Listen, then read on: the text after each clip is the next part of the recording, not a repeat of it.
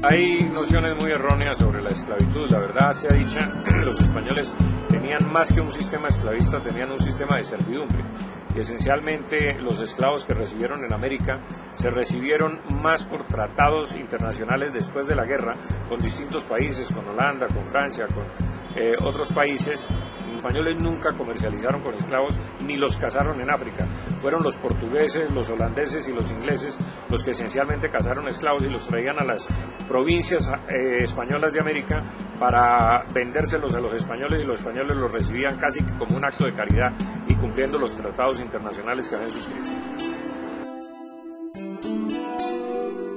El trato de los indígenas fue un trato proteccionista. La Corona de Castilla y el Consejo de Indias evidentemente protegía en los resguardos a los indígenas y los protegía de la avaricia de los blancos. Y fíjese usted si no es cierto que el primer decreto de la República en la emancipación de 1810, el primer decreto que salió fue quitarle las tierras a los indígenas, porque a partir de ese momento, según la casta criolla blanca, pues los indígenas eran iguales a los blancos, y entonces como eran iguales no tenían por qué tener privilegios, y resulta que las tierras de los indígenas salieron a remate y la compraron los blancos, evidentemente en detrimento de las finanzas y de la protección de vida a los indios. Se empobrecieron, les entregaron las peores tierras, y desde entonces pues los indios no levantan cabeza. No, la Inquisición española es otro de esos mitos, porque la Inquisición protestante fue mucho más sangrienta y mucho más cruel que la española. Mire, en 300 años de presencia española en América no hubo sino 122 condenados por la Inquisición. Pero déjeme decirle una cosa, a los indios, que eran paganos esencialmente, la Inquisición no los tocaba. La Inquisición esencialmente funcionaba contra los blancos. Muchos delincuentes blancos, digamos, cometían herejías para que la Inquisición los juzgara, porque las leyes de la Inquisición eran mucho más blandas que las leyes penales civiles.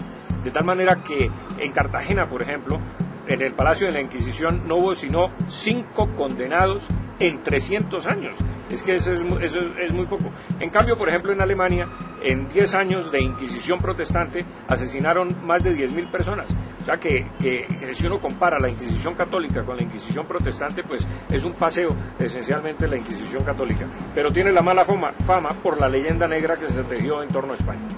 Y uno de los mitos que se han tejido es que a los criollos los españoles les negaban todos los altos cargos públicos. Eso es una falsedad tan grande como una catedral, porque fíjese usted que el presidente de Panamá era criollo. Los criollos ocupaban los más altos cargos públicos, y déjeme decirle una cosa, la prueba de que no había ninguna discriminación es que un colombiano fue virtual rey de España, fue presidente de la tercera regencia española, publicó la Constitución de Cádiz, sancionó la Constitución de Cádiz, don Joaquín de Mosquera y Figueroa, nacido en Popayán. Luego eso desvirtúa que hubiese cualquier discriminación contra los criollos en esa materia.